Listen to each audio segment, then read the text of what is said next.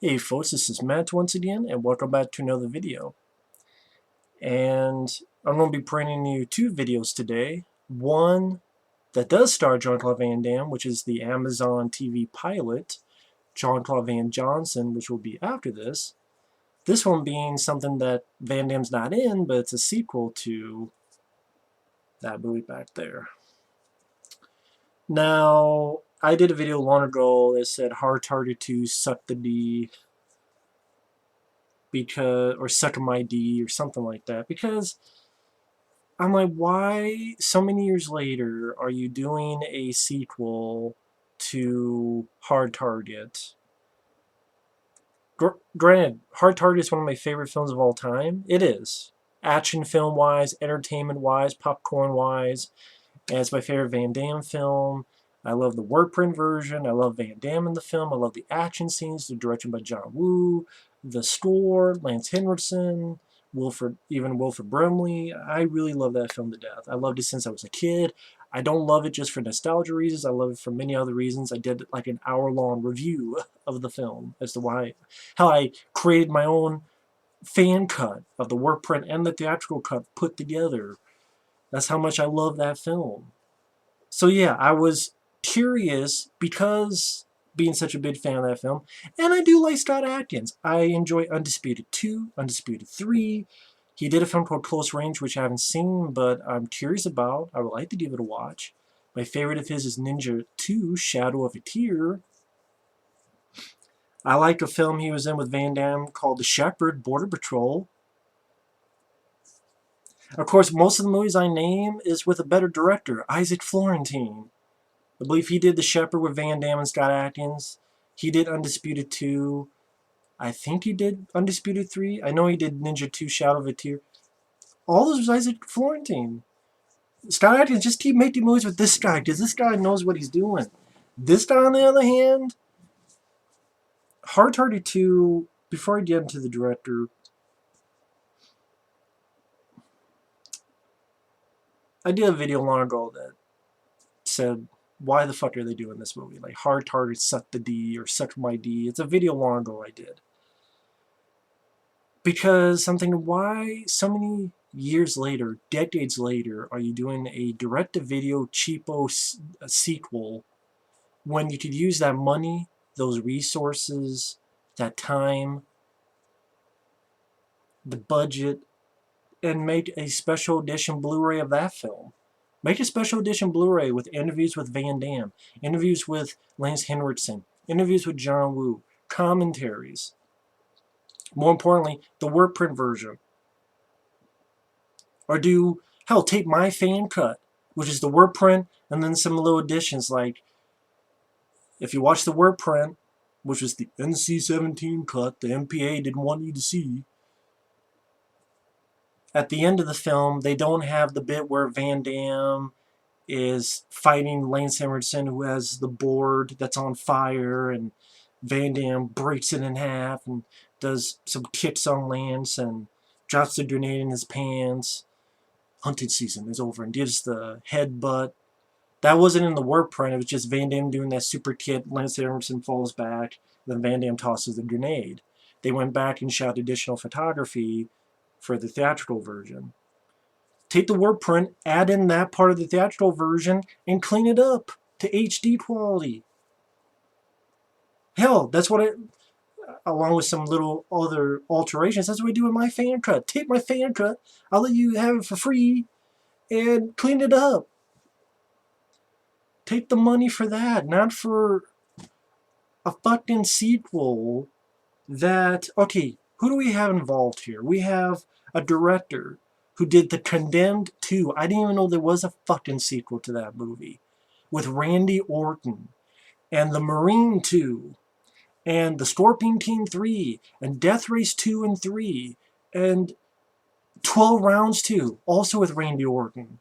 Surprised this didn't fucking star Randy Orton. You get this guy who did all these shitty direct-to-video sequels to do Hard Target 2. It's like, yeah, the guy who did Death Race 2 and 3, and The Condemned 2, and The Marine 2, and 12 Rounds 2. to do Hard Target 2. You get the bad guy who is the bad guy in Transporter 3, another shitty sequel. Transporter 1 and 2, I love. I did reviews for them. They're still on my channel. Transporter 3 sucked. So that's another guy who's involved with a shitty sequel. The bad guy in this is the bad guy from Transporter 3. You get Rona Mitra as one of the assassins.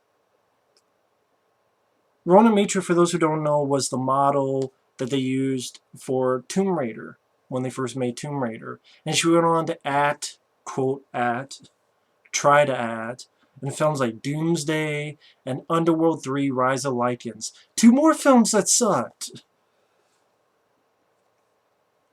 You know, now that I think about it, everyone I think of is involved with a shitty sequel.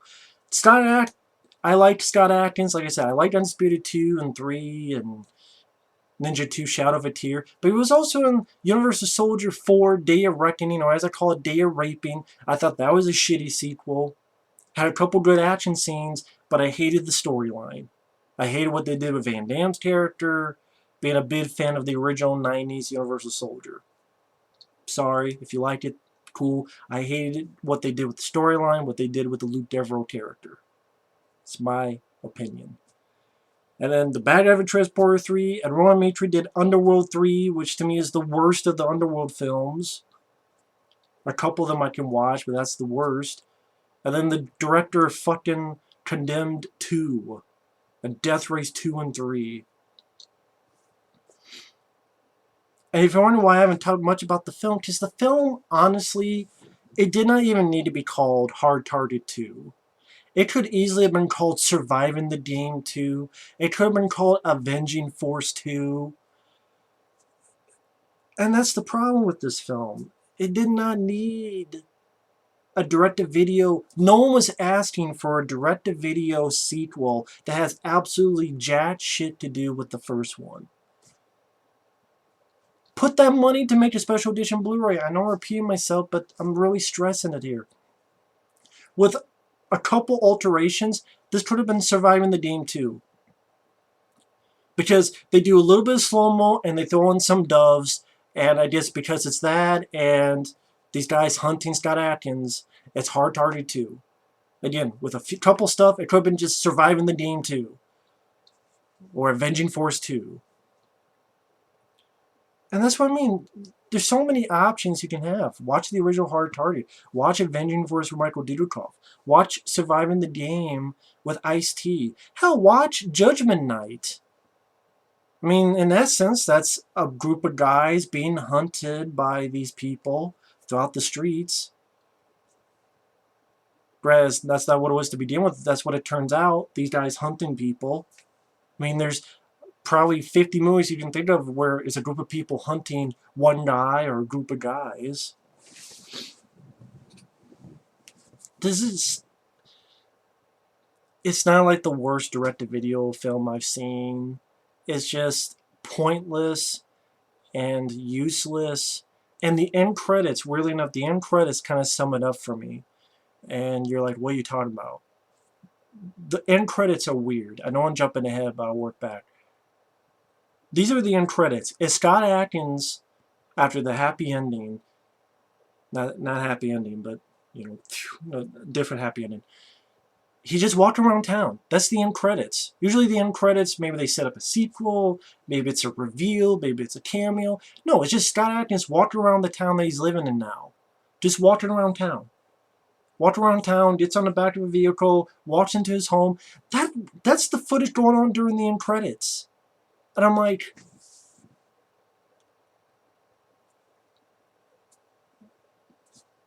short but pointless. That end credits scene is just pointless. Just like this movie, pointless. The director is not that good of an action director. I'll give him, I can count on one hand how many cool shots of slow-mo. I'll name it. Well, they redo, remember in Hard Target, the arrow that goes across and then the titles revealed? They do the same fucking shot, but it was done better in the first one, because the titles, here the titles look like they're made on fucking PowerPoint. At least in the original, it looked like, what, you didn't have the budget to do the title? There's a shot where Scott Adkins has a bow and arrow, he's leaping, and he shoots in slow-mo while in the air, and it gets in a guy's shoulder. Two motorcycles coming this way, he jumps and hits both at the same time. But a couple of cool shots doesn't save a movie. There's a couple... you can think of the worst films, but I can give you a couple of cool shots that were in those films. The film starts out with two guys being chased by people on motorcycles and a guy with a crossbow. Sound familiar, right? People being chased with motorcycles and a guy with a crossbow. And they chase one guy who falls down. And guy shoots. You have the arrow. Title's revealed. Just like the first one. I'm like, wow, why don't I just watch that again? And then the action then moves to Vegas. Scott Adkins is a fighter, a little bit of MMA, and he is having a fight with his friend. And whoever wins gets his money, his payday. But Scott Adkins got a little bit too into it, did this kick, and his friend died. He feels guilty, and it's not that the fight choreography is bad, it's just the director, again, does not know how to shoot action. And even the way the stadium, this is going to sound stupid, but it looked fake. Like the crowd and just how it was shot, it just looked... I don't know how to describe it. It just looked like shit. Sorry, not much constructive criticism other than they look like shit. And then when they find out the guy's dead, there's fucking violin music playing. And then when Scott Adkins wakes up, there's a fucking dove right next to him. And just one of those, groan-worthy, oh my god. Why is this film even in existence? And so it's sometime later, he's moved somewhere and he does some underground fighting. And we see him fight like 3 guys at different locations. And then for a second I'm like, is this Hard Target 2 or is this Lionheart 2? Is this like Lionheart 2 and they wanted to trick us? Like, they say it's Hard Target 2, but it's really going to be Lionheart 2 because he's underground fighting for money, and there's even a fight during a party, and I'm like, is he going to fight in a parking lot next or in an empty pool, swimming pool next? But anyway, he fights this one guy. You know, we see 3 fights. And they're short, but it's, again, if I haven't said this before, I'll say it now. Scott Adkins is a very talented martial artist. There's that. But there's many other films you could watch that in. There are better action movies. It's just, I guess unless you're a really hardcore Scott Adkins fan, you can give this a watch. It's just, great, it's not as bad as some of Steven Seagal's shit, but it's just... it kills me. You put all this money and resources into something that no one asked for. And at the end of the day is such a forgettable meh movie that I would prefer a special edition of that. And I guarantee you, if you took a fucking poll, most would agree with me on that. And that's kind of where the rant part of me comes from. Even if this was called, hell, Hunt to Kill with Stone Cold Steve Austin. That was a direct-to-video film that had a guy being hunted, and you know what? I thought that was a better film. I thought it moved at a quicker pace. I thought Steve Austin, he did a good job in that film, and the action scenes worked. It just seemed like it moved at a faster pace. It didn't have to try to pry on the name of Hard Target. Just go watch Hunt to Kill. Hell, again, with a couple tweets, this could have been Hunt to Kill 2. That's what I mean. There's nothing about this. It didn't need to be Hard Target 2. It's just really putting the name there for nostalgia. Hey, I'm on Netflix or Amazon. Or on my streaming site. What's that? I remember Hard Target. After this fight, the bad guy gives him an offer. Then cuts to a shot where he's in the bad guy's office and the bad guy's making sushi in front of Scott Adkins. Something about when I make sushi, something about focus or some shit. Well, yeah, can you focus on this? Offers him a job, and they get to, it's like Thailand or Burma, I forget where it was. And Scott just quickly finds out he's the one going to be hunted in the jungle. Which that was one of the things that made Hard Target cool, was that it took place in a city setting.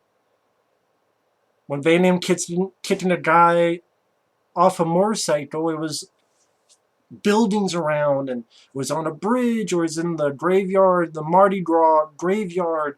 Here is just in the fucking jungle, which you've seen many times. Let alone the first movie, The Condemned, with Stone Cold Steve Austin, that this guy director did the sequel for.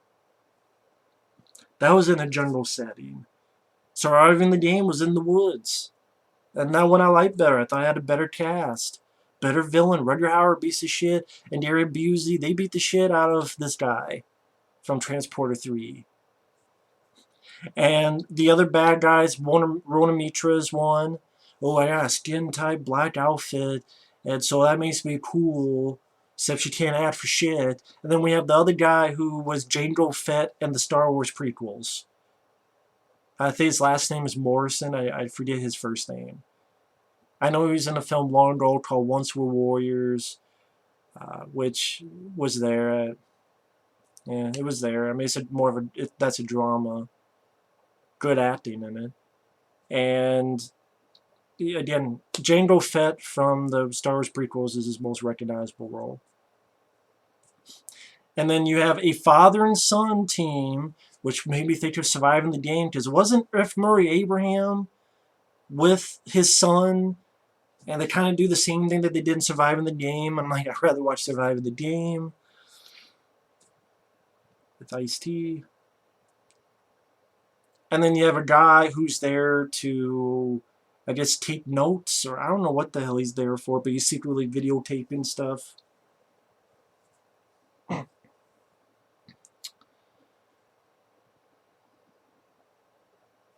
Pretty much, they hunt him. Rona Mitra still sucks as an actress. She sucked in Doomsday. She sucked in Underworld Rise of the Lycans. She sucks in this. You want to hunt or fuck? With you, neither. One guy goes up to Scott Adkins, and this scene reminded me so much of Avenging Force. Remember the scene where Michael Dudikoff is fighting a guy in this pond in the water? Scott Adkins doing the same thing. Find this guy, punches him, the guy lands on the stone, and blood on the back of his head. So the guy's dead.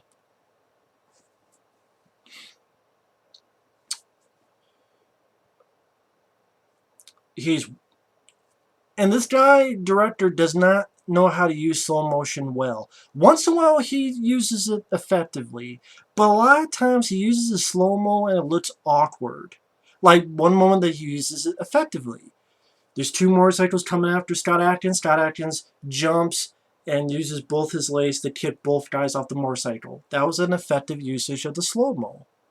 But then, when Rona Mitra fights Scott Adkins, which I don't buy one bit that Rona Mitra can last 5 seconds against Scott Adkins, Scott Adkins like hits her, and then the slow-mo over the like this. Or on I should mention before the motorcycle bit, Scott Adkins goes among some elephants and finds a woman, a local, and then she helps him throughout the film. That girl and Rona Mitra have a fight, and you have some really awkward slow-mo. It's almost as if sometimes randomly... Let me backtrack. It seems like at random points the director went, let's put some slow-mo in that scene. And let's use slow-mo for that as well. It's like, I haven't used slow-mo that much, but let me use it in this scene. Let me use it that. Sometimes it works, sometimes it just seems awkward. That's why difference between a guy like John Woo, who knows what the fuck he's doing, and this guy of 12 rounds 2. But after he kisses the two guys off the motorcycle, he gets on a motorcycle, and some chase him, little chasing through the jungle. And the bad guys have like little machine guns and little rockets that they shoot. Okay, little decent. While that's happening, the father and son find the girl. The father's trying to rape the girl, and the son wants nothing to do with it, which reminds me of kind of surviving the game. What if Abraham's going to do this, but the son's not really into it? And then the girl kills the guy. We don't see this. We just see Scott Adkins finding the girl, and she stabbed him like for the 5th or 6th time in the middle of it. And then later on, the kid finds them, and now he's ready to kill. Again, just like surviving the game. So they steal from that movie too. But yeah, amongst that you have a fight with Rona Mitra with some awkward slow-mo, and again, I just don't buy Rona Mitra as a fighter. I guess the makers of the film did not either, because they cut that scene short, and later on Rona Mitra does not fight Scott Adkins, she fights the local girl.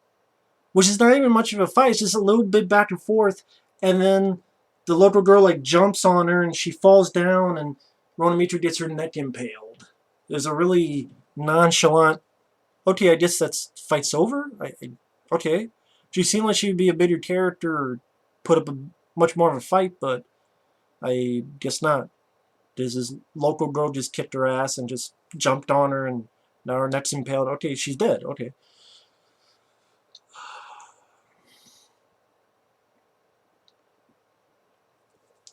But anyway, Scott Adkins and the girl run off. They see this Buddha statue, and the girl wants to pray to it, respect, some shit like that. I was kind of phasing out during that running time of that. Then they find a minefield, and the bad guys are here, and Scott Adkins, for some stupid reason, shoots the one arrow he has, which misses everybody.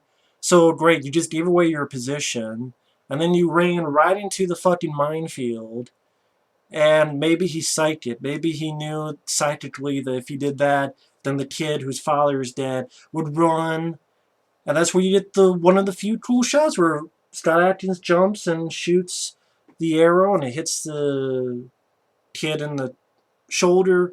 Something drops, hits a landmine, explosion. Now that I think about it, you don't really see a lot of...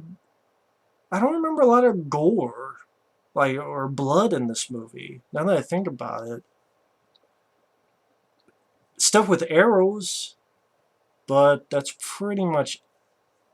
nothing too much that I can remember, at least. That stand out, I should say. It's not like when the landmines blow up, you see the kid blow up, and no, you see just a wide shot of just fire explosion.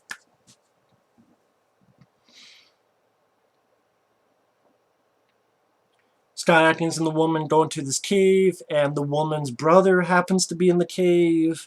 It just happens to be a cave where some random golden Buddhist statue is in. I'm like, is this fucking Alan Quarterman, Lost City of Gold?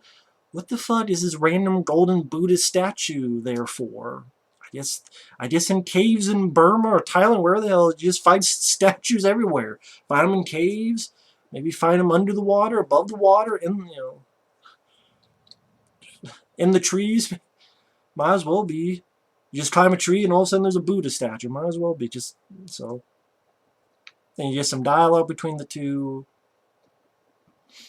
One thing leads to another. Baddies get the girl and her brother, and they have her on this railroad, and Scott Adkins gets this guy. And how many times have we seen this where a bad guy has one guy, you let him go, and this one, lo and behold, the bad guys actually let the two go. I didn't really understand fully why they needed this one guy. Because this one guy is like, he's not hunting, he's there just to watch. I think even the Jango Fett, I'm sorry, I forget the actor's name. I definitely don't know what the character's name is. I'll just call him Jango Fett. Yeah, I think he's asking the same question I am, and the main bad guy says something about, well, if we start killing our blah blah blah, that's bad for business. And I'm thinking, but later on in the film, you kill him because you found out he was shooting footage. You cut his throat. And also, why the fuck do you care? You could just blame it on Scott Adkins' character. And this is a guy who's been fucking with you more than you wanted. You could just shoot him dead to rights right there. It just seemed like the bad guys were really, really, really fucking stupid. And then the brother and the girl leave, and that's where the girl gets in that shitty, useless fight with Rhoda Mitra. The Scott Adkins has the guy who, again, he's not hunting, he's secretly filming. I guess because he works for some shooter video game and wants influence. I don't know. Fucking went over my head on that. And then the Jango Fett guy and Scott Adkins get in like a gun kata fight for like 40 seconds. Well, they're literally doing the shit from Equilibrium. And I'm like, I'll just watch Equilibrium. Why? Now all of a sudden you try and do a gun kata? If you remember the ending of Equilibrium where Christian Bale and the bad guy, they have the guns and they're doing this and they're, gun. I'm like, okay, I guess the director just said, I'll randomly put gun kata in this scene just for shits and giggles for 30, 40 seconds. Scott hits the guy in the face, jumps off the bridge into the water, joins up with the girl and the brother, gets the camera from the one asshole and gets the stuff with the footage on. The bad guys found out that the guy was filming, so the bad guy cuts the guy's throat that previously Scott Adkins had as a shield to get the girl and the brother, and I'm like, okay, these bad guys are fucking stupid. Just really fucking dumb. I can understand that in movies like this, bad guys and even good guys will not always do the smart thing, but there's a stretch. And sometimes when you do too much, it just...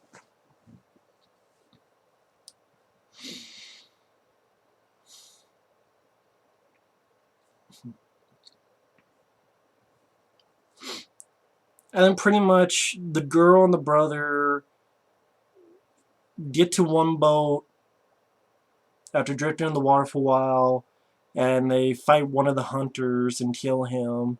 At the same time, Scott Adkins has found out that one of the rubies he was carrying for the hunt, the reward, was a tracking device, so he leads the bad guys away, most of the bad guys away from the girl and her brother, and he's riding on a boat, driving the boat, shooting at him, driving the boat, they're shooting at him.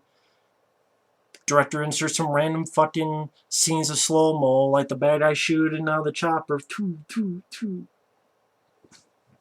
It's almost as if a little kid found the slow motion button to play with. Oh, let me use it here.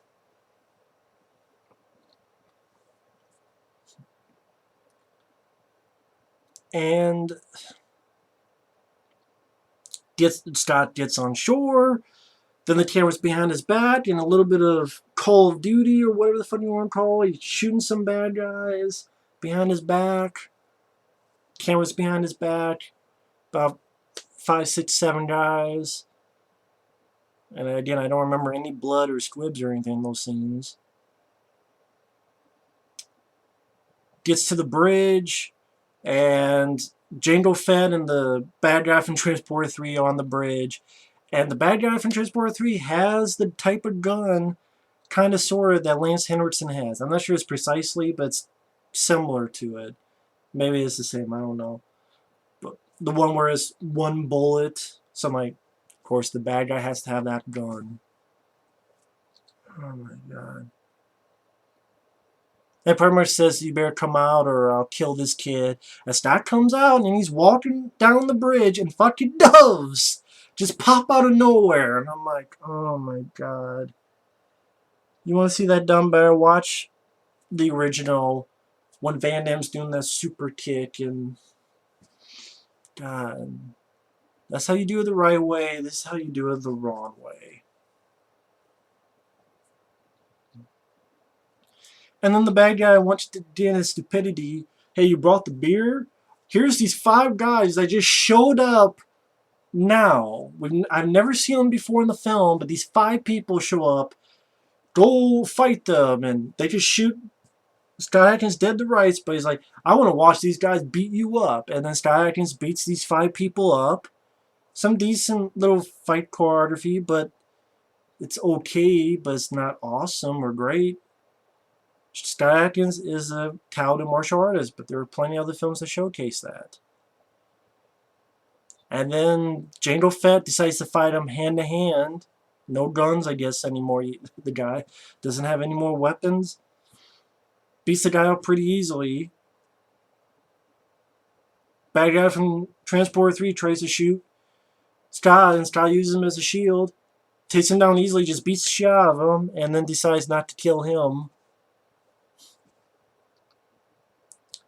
Then says, I'll give you 2-minute head start. And then the guy says, oh, well, but here's the thing. I have rich and powerful friends, and this whole army and the general comes in. They're ready to shoot Scott Adkins. And then the girl comes in, wait, I have these rupees. And they give it to the general. And then they just decide to shoot the bad guy. And I'm thinking, so wait a minute, the general, this guy, bad guy just said he has rich and powerful friends. Okay, this girl paid him off, this general, one time. But isn't the bad guy working with these guys on a constant basis? Consistent basis? Which means they would get paid more than one time? So if these are corrupt assholes, wouldn't it be in their best interest to side with the bad guy who's going to pay them more than once than the good guys who just don't pay him one time and no more? Or the bad guy who's going to pay him on a consistent basis. I'll have more hunts and I'll give you more money.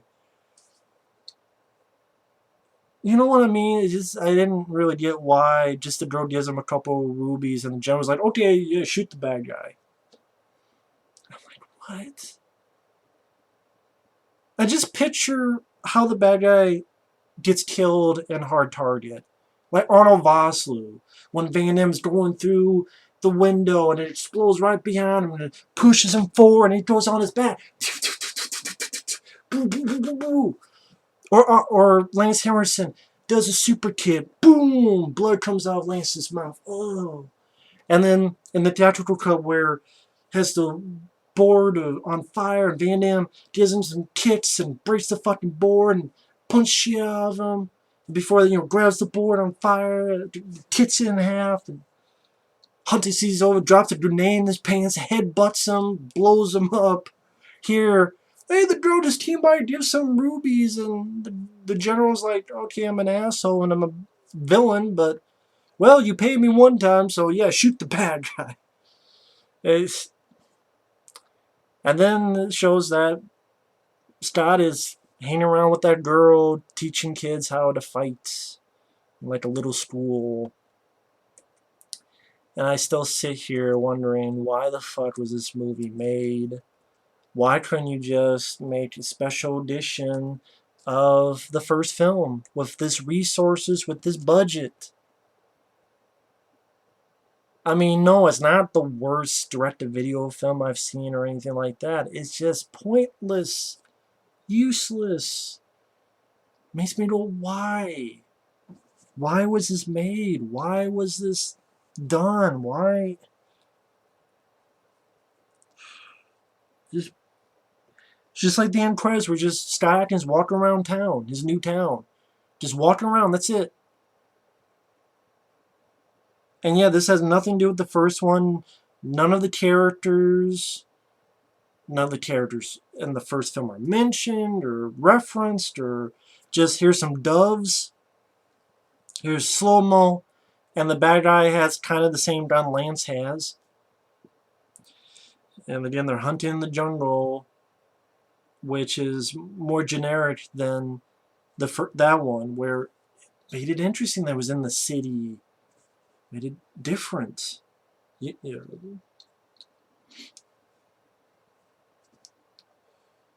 But it's just there's so many other options you can watch. Like I said, Hunt to Kill, Survive in the Game, the original Hard to Target. Hell, even Judgment Night, or there's so many other options. Avenging Force with Michael Dudikoff. There was no reason for this movie to be made. Scott Adkins doesn't need to be making straight to DVD movies that need to pity back on Jean-Claude Van Damme movies. It really doesn't. I did. It just... That was just the thing that kept popping up in my head. Why did the makers of this film waste the money to do this when you could have special edition of that? It would have been much more of a better usage of money and funds. I guarantee you make a poll, make a straight to DVD sequel, has nothing to do with the first film, it's just a generic, that's the good word, generic shit, or a great special edition of that with all the cuts and interviews and commentaries and so forth. I think people would rather have that. I bet if I made a poll, people would choose that. But maybe that's just me. Just a forgettable, generic action film, and when you're out the other with a really shitty, untalented director. Scott Adkins can do better. He has done better. Just watch Ninja 2 Shadow of a Tear, Undisputed 2, Undisputed 3. Hell, I'll watch that movie Close Range sometime. I want to watch that. I bet that's better than this, because it has a better director. It doesn't have to pity back on Van Damme and Hard Target. Anyway, thanks for watching. Take care, and we'll see you later. Bye-bye.